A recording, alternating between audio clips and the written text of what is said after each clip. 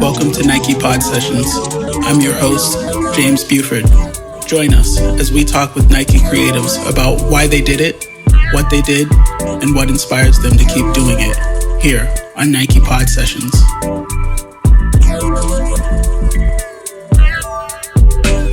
Today's guest is Ellery Esajas, Global Product Director for Sports Apparel.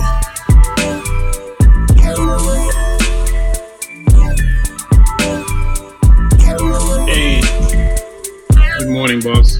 Good morning, man. How have you been? I'm good. How are you doing?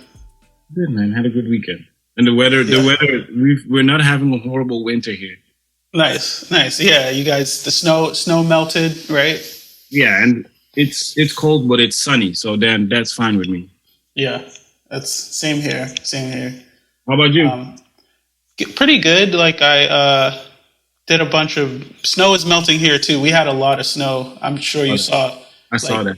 Past 2 weeks, we were like, oh man, it was like 1 week it snowed like we got a foot, and then we got like another 2 feet the next week.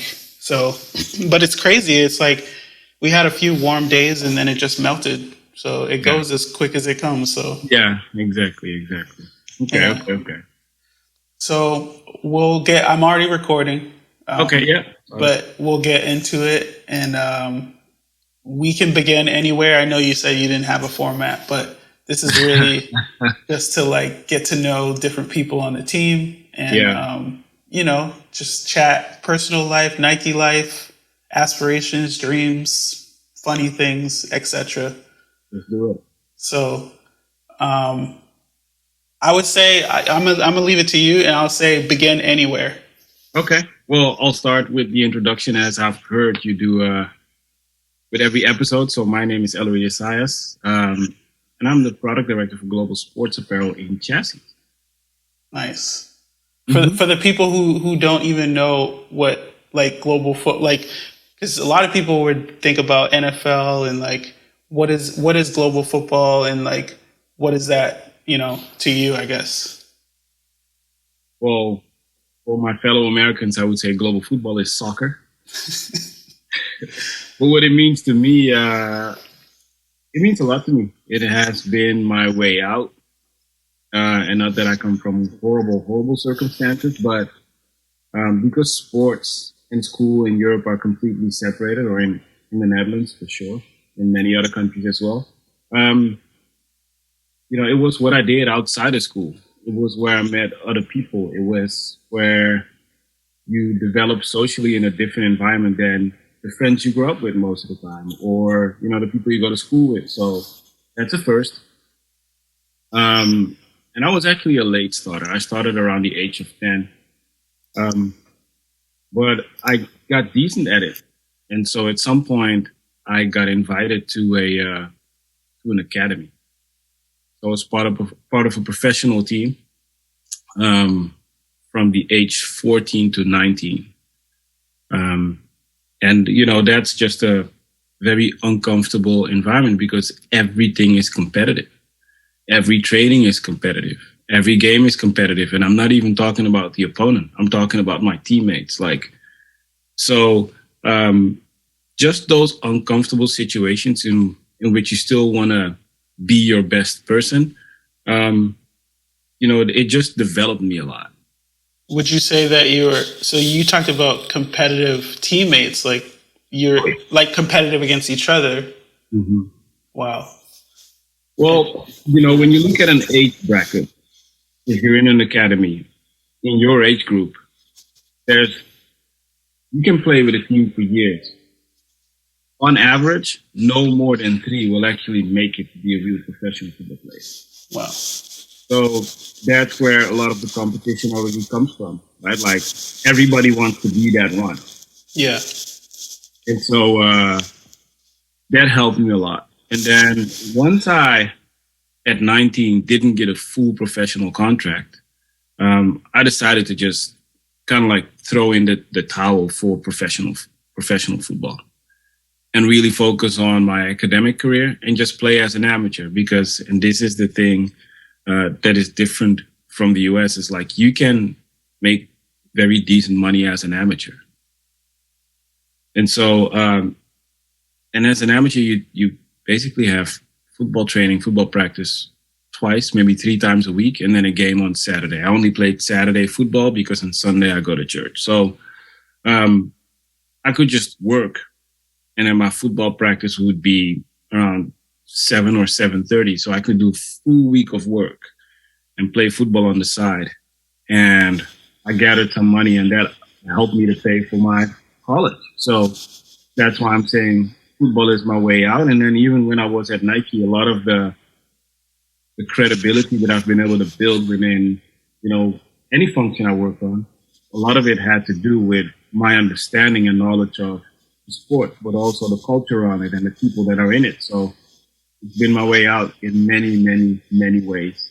Yeah, I think that's amazing because one, the thing that you said earlier about it being a global sport, like global football, it allows you to connect with anyone from anywhere, even if you don't, may or may not speak the same language or be into the same thing. So do you feel like it's helped you, I guess, in your travels as well as, being something that you can just connect with anybody on, everyone's got a team, everyone's got something.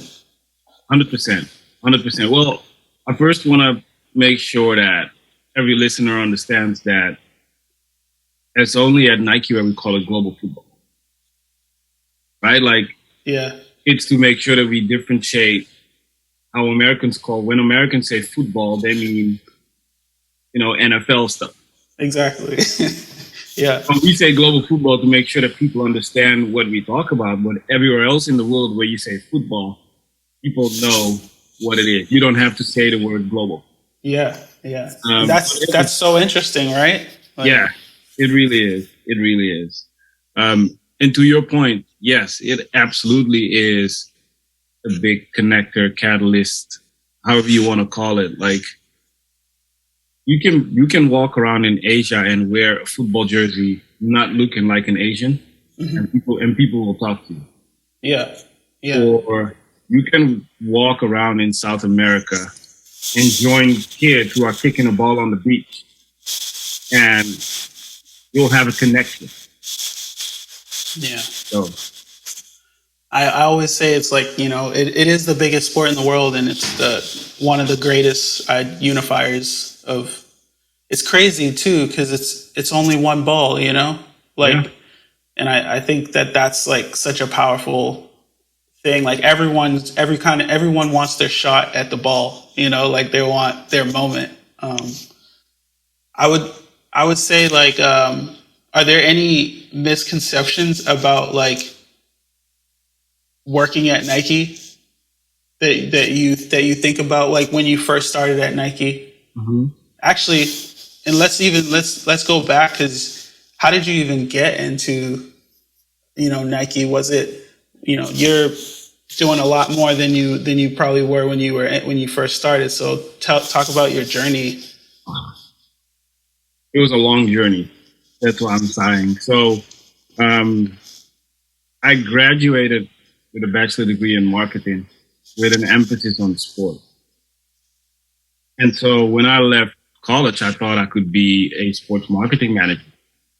Straight out of school, and it was really, really hard to get into the sports lifestyle world. So I started working on project basis for marketing agencies. But even at some point, I was just done with if the project was done, I would be out of a job. So at some point, I wanted a little bit more stability, and I saw this ad in the newspaper about mortgage employees. And so I applied for it, and I became a mortgage employee. So I worked for a bank, suit, tie every day, until around, I would say, 2.5 years after I was doing that. There was a recruitment agency that I enlisted with that approached me. Were like, "Hey, are you still interested in a job in the sports lifestyle industry?" And I was like, "Absolutely." And they were like, "Hey, you're the 4th candidate, but we have potential interview with you." So I went for the interview and I got the job. and I was the customer service agent for Asics Europe. And that's where I learned a lot of the sports lifestyle business. It was a super small company, hierarchical, Japanese. So, very technical, but very hierarchical. And I just learned a lot.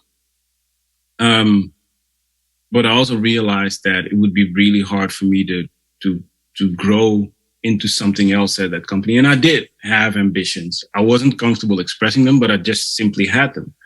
So I reached out to that same recruitment agency and asked, like, hey, I would really like to work for a company that maybe, can get me more out of my shell a little bit, because by nature, I'm an introvert. So I just needed an environment that would bring me out of my shell a little bit more. And they were like, hey, there's only one company, and that's Nike, but you may need to start in a customer service job again. And I was like, I don't care. Just give me the interview and I'll do my best.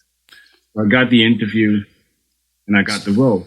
So at Asics, were you already kind of doing similar work to what you're doing now? No, absolutely not. I was in customer service. I was picking up the phone. Oh, okay. To place orders. Yeah, grassroots. You were at the yeah. The only thing I can say in terms of similarities to the work that I'm doing right now is my final thesis in college was around team sports. So I had to defend my thesis in front of the school board on team sports. So I did a market research and I wrote a marketing plan for a small Dutch retro brand called Quick. And that's where I learned the basics of football apparel, team sales.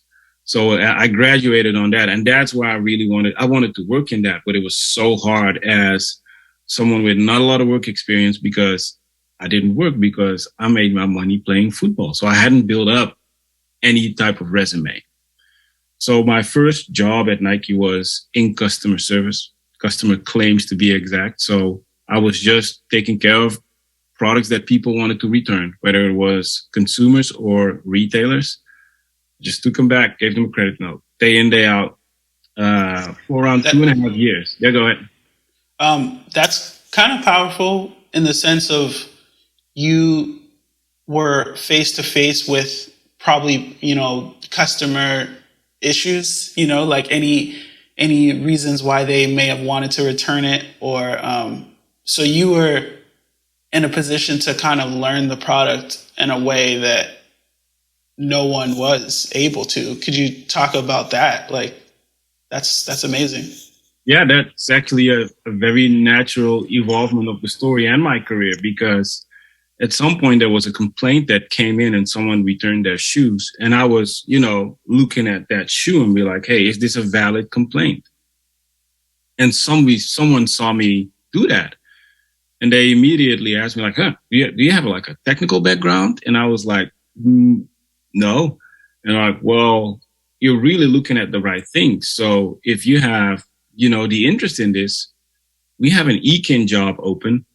Maybe you should just go for that, because if that's of your interest, then, your passion for product could really help you out there.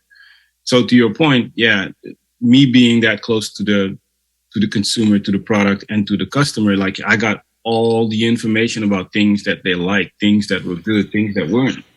Yeah.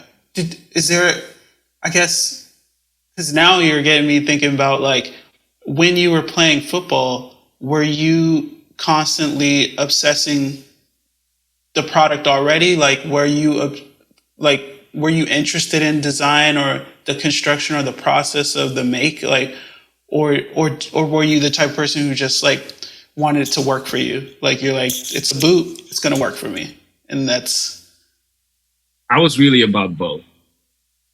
Yeah. I was about three things. First of all, just wanted it to look dope. I just wanted to look dope on the football pitch, because that, in my eyes, already gave me an advantage. If you are facing an opponent that just, looks the part, you're like, oh, it's going to be a rough day. Then after that, I was absolutely obsessed with if my shorts would crawl up, I would go to the kid man. He was like, hey, what can we do about this? And then he would actually show me or tell me or explain me, or sometimes would also just tell me to F off and get out of his out of his room and be like, you know what, you just need to play.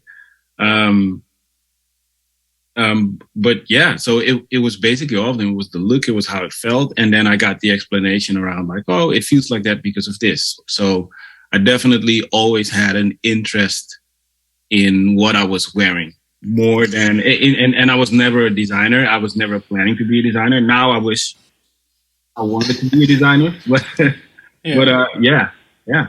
Well, you get to work very closely with them, so you have a lot of influence in that respect as well.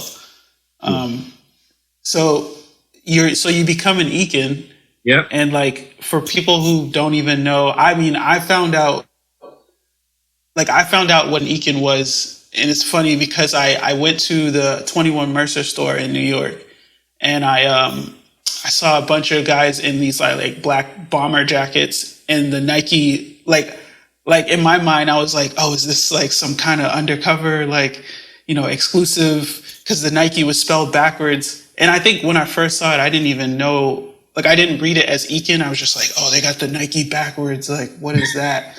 Like, and then so I just expected it to be like some exclusive stuff, and I would never get my hands on it. And it wasn't until I came to Nike that I actually understood who those guys were or people were. So talk about that. Yeah. Well, it's kind of exclusive. You feel really exclusive when you are an Ekin. But they spelled Nike backwards because basically, the product inside out, all the brand stories from,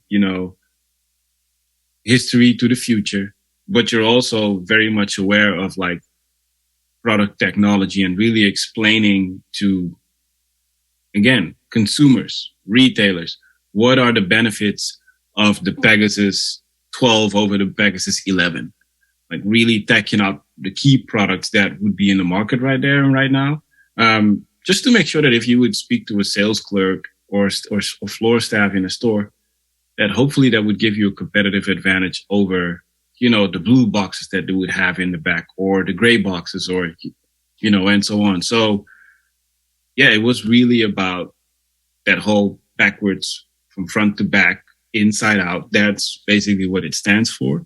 And it felt good to be part of that, like in Europe, the role isn't that known, but the retailers were always really happy to see you because you either had great explanation or that you would be their point of contact for Nike. You have to imagine that with the growth of the company, sales reps weren't necessarily going on the road anymore. We would have showrooms and retailers would come there 3 times, 4 times per year at max.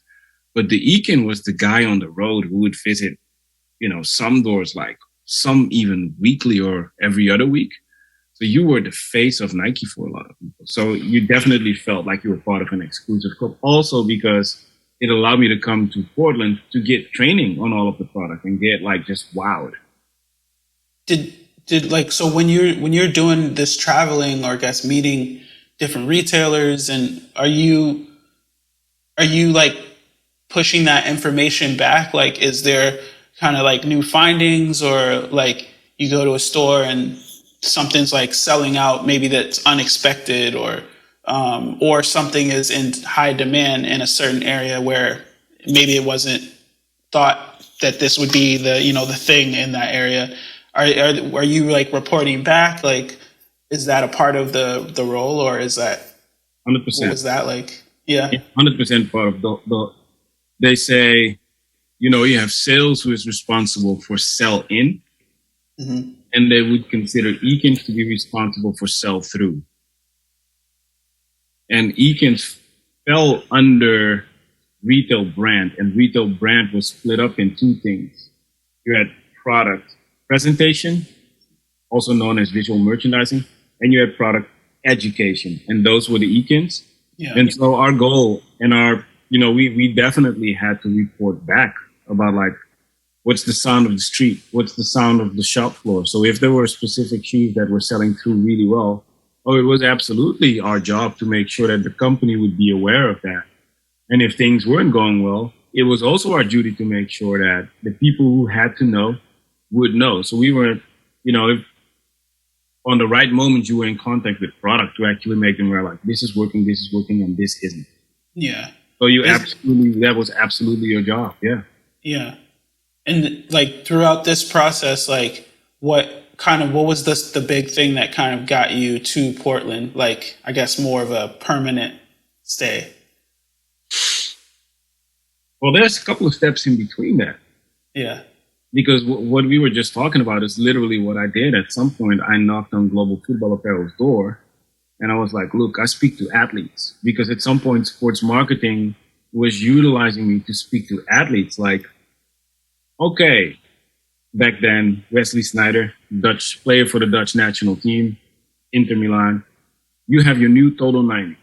They basically pulled me in to explain to him what we changed in his shoes to make sure that he would know, like, oh, the research and development have been done. So I was in touch with athletes. I was in touch with consumers, with retailers. Sometimes I was in touch with the press for press releases. So I knocked on Global Football Apparel's door. I was like, look, I have so many insights. Can I do insights for you? And they were like, yeah, we don't have a pulse on that. So if you can do that every month or every quarter, yes, please. So I did that. And in typical Nike fashion, at some point, someone went on pregnancy leave, and they were like, hey, would you mind being the temporary backfill? I said yes to that. That temporary became permanent. And I enjoyed my role in product to the fullest. This was the first time I really learned like theoretical things about product and learned from technical developers and from designers. And that's when I really started like understanding product a little bit more. And just when I was about to get the hang of it, they moved the entire football department from Hilversum, from EHQ to WHQ in Portland. Wow. Yeah. And that's when, because of all the interactions that sports marketing had seen between me and athletes and between myself and federations when I did product explanations, I had the opportunity to go into sports marketing. And I'll be honest, like, I really always wanted to be in product, but when you get an opportunity like that, you take it. Yeah. So I jumped on it, and I will tell you that it's one of the most underestimated roles in the company. Also self-inflicted sometimes, but I learned a ton in that role. I learned so much. But after 2 years in that role, Global Football Apparel knocked on the door and was like, hey, we have an open role. Would you be interested in applying for it? And I applied for it. I got the role. And that's what got me to Portland in 2018. So I've been here for 4 years now. Wow. That's amazing. Thanks, man. Thanks. I had a chance to go to Hilversum, so I know I went to Amsterdam and then I took the train out there. So I understand the commute, and Hilversum it's really nice. Like, the campus is amazing. Like, it's out of the way, like it's definitely like a commuter life. And Portland's similar feeling of, going from the city to Hillsborough. Exactly. But, it's like, I loved it. Maybe it's because it was my first time. Everything was new for me, but, yeah, I loved the, like, taking the train in Amsterdam, the little like sectionals they have. Like, I've never seen trains set up that way. And yeah, it's nice. It's nice. Yeah. So you're also like, you're born and raised in Amsterdam, right? Yep. And then, so talk about, like, I guess your experience, just to shift gears, like coming to America, and like, were there any like instant differences between your maybe either personal life or work life or day to day? What was that like? It's actually a bigger question than you would expect, but yes, the straight answer to your question is yes. I experienced a lot of differences, but I think the first thing that I would describe is, the Netherlands are not necessarily a service-oriented country. It's a very, very pragmatic people. So whether I can call it authentic or not, the first thing that really struck me was the friendliness that people have over here. People are just friendly, and I don't even care if people mean it or not. It's just very, very pleasant to just be, greeted with a smile or with a hi, how are you? that's not how it is. And you went through the experience of taking the train in Amsterdam. Yeah. You know, you probably had a couple of pushes, and you were like looking around if someone would say, "Excuse me," but no one did. They just bump into you because they're like, "Hey, small space, we're gonna bump into each other." Like people have kind of like accepted that concept. I embraced it because I'm from New York. I mean, like I lived in New York and grew up in Boston, so I definitely felt it. But I was just like, oh, it's here too. Exactly. But yeah, definitely like West Portland is. I have the same sentiments as you. Like when I moved, I was just like, man, everyone's so nice. Like, is this like what's happening? Like just East Coast to West Coast, but. I mean, you just realize that it's just a different coast. So it is nice. Yeah, I think there were three big things. So that was the first one. I think the second big thing was, you know, like I always call America kind of like the land of the decreasing advantage. And by that, I mean, like in a lot of cases, America is first. But then other countries catch up and basically overdo what they've been doing. So when I arrived here and I had the support of Nike to like, okay, we'll set up your bank account. We'll get your social security number. You get to see a little bit of the process behind the scenes on that. And so, funny example, they took me to the bank to set up my bank account. And when they did it, they gave me a checkbook. And I looked at them and was like, am I going to use these? And they were like, oh, yes, you will use them. And I was like, I'm from Europe. We stopped using checks probably late 80s, early 90s. Yeah. So I'd never written a check. We just do everything with, you know, you have a debit card. The debit card already had a Wi-Fi sign. So if you needed to pay for something, you just tapped it and it was paid for. So checks, like we don't do that. I have a bank, you have a bank. If you give me your bank account details, I go into my banking app, put your account number in, put the amount in, I press transfer, you refresh your phone and it's on your phone. So there's no Venmo or Cash App needed. You can just transfer from bank to bank without any problem. And it doesn't matter what amount. So you would never, ever need a check in the Netherlands. So that's one.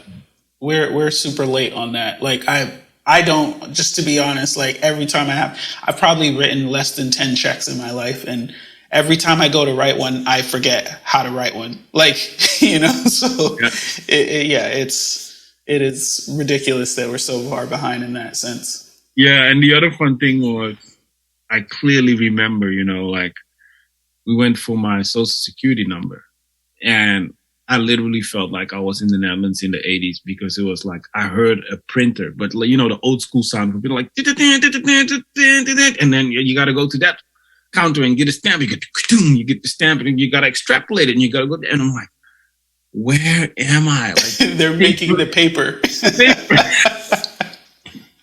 I was like, man. So I think that is the second difference. But I think the big difference is, you know, with the Netherlands, the weather is very similar. But Dutch people respond to the weather by staying in their house. While people on the Pacific Northwest go on hikes. So that was really a big change for me to just like, normally people live outdoors when the weather is nice. You know, think of the Mediterranean. You go to Greece, Italy, people live outside because the weather is nice. In the Netherlands, the response is, we live inside because the weather is not nice. Portland is that place where it's like, the weather is not nice, but we're still going outside. It's you're not going to let it interrupt your plans. Exactly. And so that's definitely something that those were the three biggest things for me when I arrived here. Where I was like, okay, you're in a new place, literally and figuratively. Yeah. Did you, how quick were you to embrace those weather changes and like, you know, going out in the rain? Because Portland can be like, I mean, it could be like torrential downfall and someone's like, yeah, we're at, you know, this bar, or like, and you're like, yeah, but have you looked outside? And it's like, it doesn't phase the plans. No. You know what? That's not the biggest change because Amsterdam weather is almost as bad. Yeah. I think the big difference is if you're in Amsterdam, you will have there will be rain, but every shower of rain will have a break. My first year in Portland, for the first time in my life, I had 8 days of rain without a break.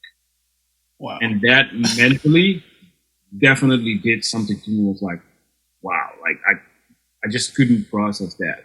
Yeah, it affects your mood a little bit too. Yeah. I mean, you gotta like I mean, I became more of like a movie buff, and like you start to get into the things that are like almost like kind of hobbyish activities that allow you to just like focus and not really, deal with the overcast and the rain. Yeah.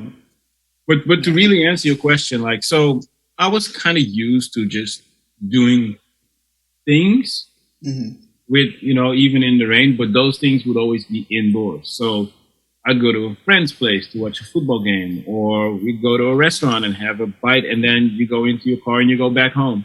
But to be like out and be like, oh, we're going on a hike, and I'm like, but my shoes will get muddy, like, stuff like so. Yeah, that didn't faze me that much. I actually kind of like enjoyed putting myself out. As I said, I'm a introvert, so I'm also very much a homebody. Yeah. So I just really signed up for the experience of like, what, I'm in a different place. I'm going to have to appreciate different things, and I just really just went for it, and I actually came to really, really like it. Would you say that your or a better question is, do you have any recent discoveries, or were there any discoveries when you moved here that you like things that you may have gotten into that you're like, I would have never been into this, or this wasn't something that I took an interest to? Well, maybe the big thing is that I had always been into tattoos, but I never got to the point of getting one. But I definitely did it when I got here. So that was definitely a big one for me. Yeah. Tattoos are huge. And I think tattoos are huge on the West Coast. I don't know. For some reason, like, you would think I would have seen more of them in New York, but or as just as many, but Portland specifically, like, there's like tattoo shops and the culture and the appreciation for the quality, I guess, of tattoos, because I've seen bad tattoos as well. But in Portland, people are like, they're adamant about like, oh, go to this person, or this person's really good. Like, yeah. So I think that's the one. I think that's the big thing that came out of it, where I was like, oh, that changed my perspective on things, just of the mere fact of being here. Yeah. And do you have any I guess favorite recent discoveries? Ooh, yeah, but they all have to do with stuff, and I'm okay with that. That's okay. Yeah. like you mean like objects or things, or okay, yeah. Which I'm not a fan of, but it's kind of a discovery, and it's not a discovery because everybody knows how beautiful it is around here. But me getting a motorbike definitely exposed me to, the beauty of Oregon and how you can just really enjoy being out there, even if, you just ride by yourself. I ride without devices, so I have no microphone. I have no earpods. I'm riding, and I'm just looking at my surroundings, and I'm just enjoying things. So that here has been a thing that I really started to enjoy. That in essence is a discovery of things to do in my spare time. Yeah, absolutely. And I think there's something special about, like, I don't know, like when I was a little kid, I would always think about like, what it meant to be. I don't know if this is just my perspective, but like, like Harleys and sorry about that. You're all good, man. Like I don't know, my perspective as a kid, like, was about just the American, like, traveler. And, like, I feel like, we went from horses to, cars to bikes, and, maybe cars and bikes came around the same time, but there's something very, like, American about, like, motorcycles for me, and the idea of exploration on a bike, and like how far you can get in such short amount of time. On I think what you said about not having headphones and not, like, no distractions, and kind of like taking in the surroundings is something that people don't really do anymore. Like, everything's got to have, like, a soundtrack, or everything's got to be for a reason. And it's like, no, I'm just cruising. I'm just riding for no reason, just for enjoyment. Exactly. So that's my discovery. Like, I used to ride in the Netherlands already, but it was, most of the time it was to commute, and sometimes it was for fun. Here it is pure fun. And to your point, talking about, historically motorbikes and cars coming around the same time, I ride a BMW, and BMW, what most people don't know is they started with motorbikes and then got into cars. I didn't know that. Yeah. And so it's they're very specific, like how they're built. You as a designer will appreciate this comparison, but like they say, BMWs are engineered, Ducatis are designed. Wow. And so when you ride a BMW motorbike, you feel the engineering. Like, it's shaky, it makes a little bit of noise, because it has like really wide engine, but it's just so reliable, and it just goes.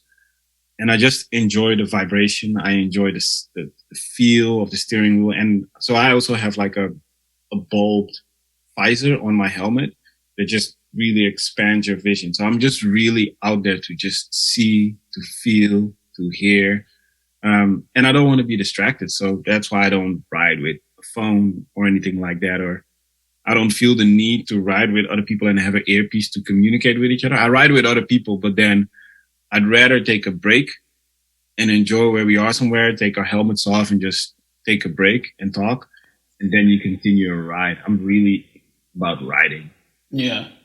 Is there, I guess, what's the furthest? Because you can, be on the West Coast, you could probably ride, out to California. You can go. What's the longest trip you've made so far? It was a 3-hour drive in the direction of Mount Hood, because the roads there are it's just amazing to be in those mountains and practice your curves and really feel the feeling and the power of the engine. So that was the longest I've done. Yeah. It's also pretty extreme ride, because riding takes a lot of your focus. You have to be focused around, like, road markings. They get super, super slippery. Yeah. So I don't necessarily ride when it's wet. But in most cases, when it's dry in Portland, it's also very hot. So it's not easy to go for a longer drive than like 3-4 hours. You're going to be drenched and exhausted. So the 3-hour ride was the longest I've done, but it was amazing. Any rides out into the desert area, like Painted Hill type? That's going to be this summer. Nice. I ride a lot with a colleague of ours. Emery. We ride every now and then. We ride together. So maybe nice. We'll summer. Yeah. I ride with Emery. Emery is amazing. He's that's a good role. He's got stories and jokes, and so I know you guys are stopping for a good conversation. That's amazing. Yeah. Do you carry a camera at least? Like, because I'm sure are you capturing anything or no? I have my phone with me. Okay.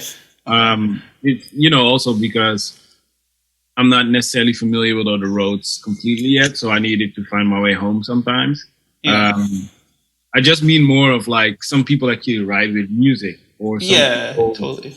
Some people like talk to each other when they're riding, and that's, I don't connect it in that way. But I have my phone with me because you get into some special places that you definitely want to capture sometimes. But you know me a little bit. I'm also very much a person who really sometimes I believe, and I don't know if that could be a topic you wanted to go deeper into, but like I actually sometimes believe that taking a picture ruins the moment.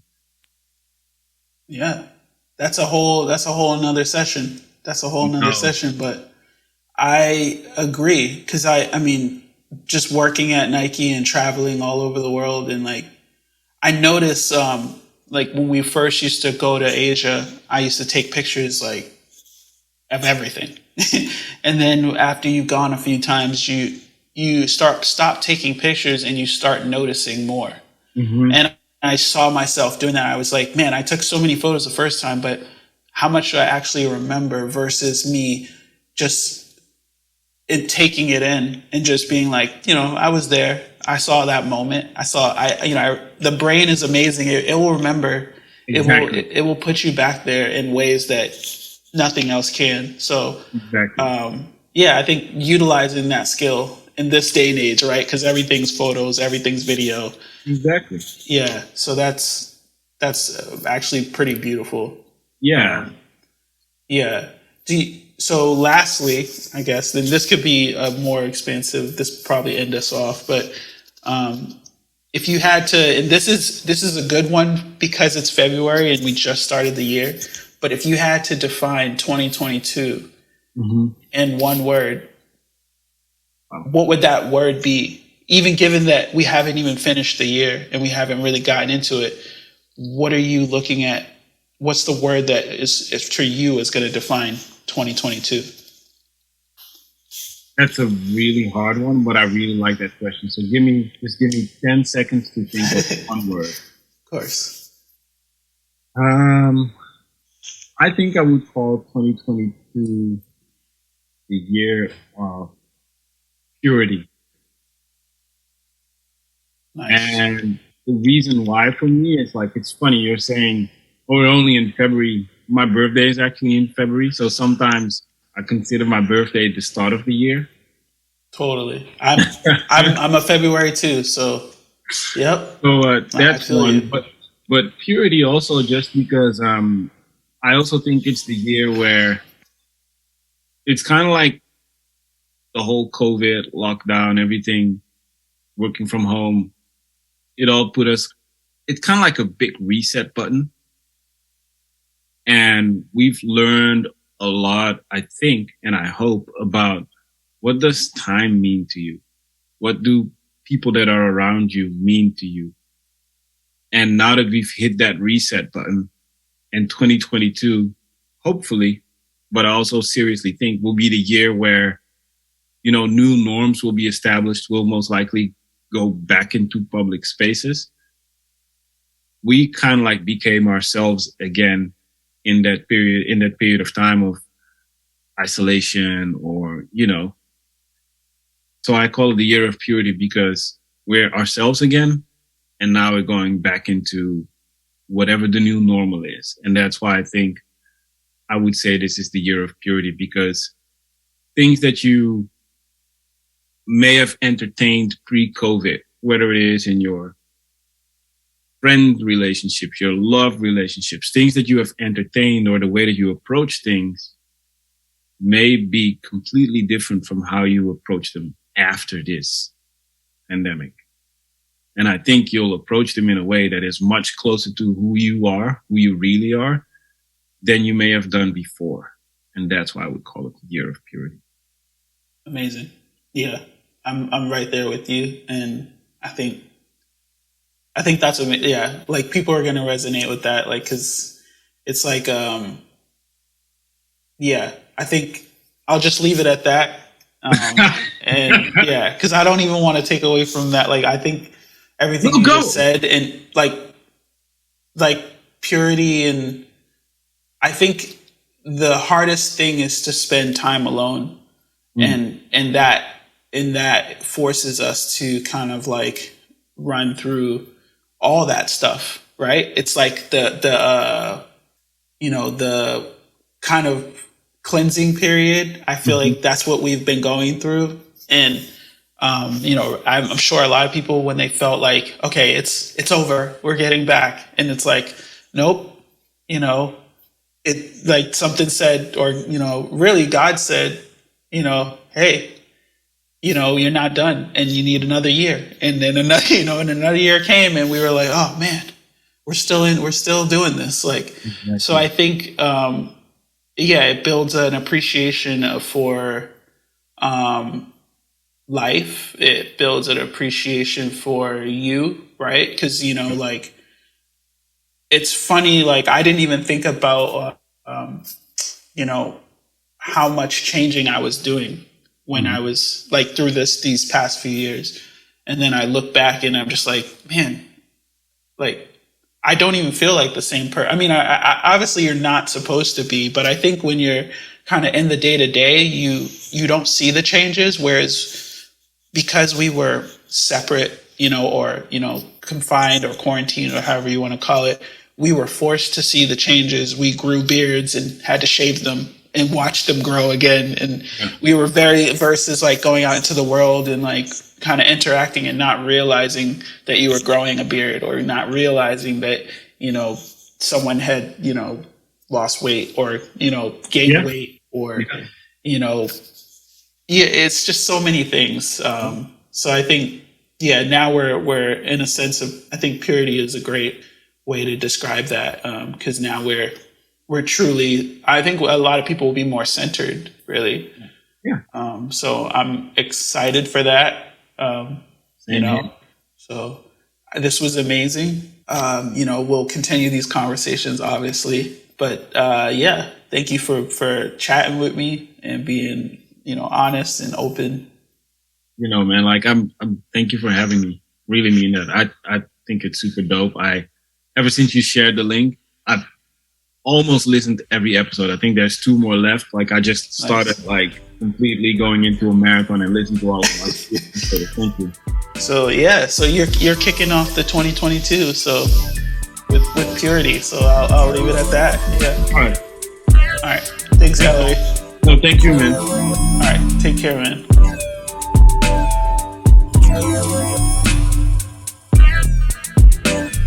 This concludes our final episode of the season, episode 8. Thank you for listening. If you like these conversations and you want to hear more from me, follow me on Instagram at Buford Design.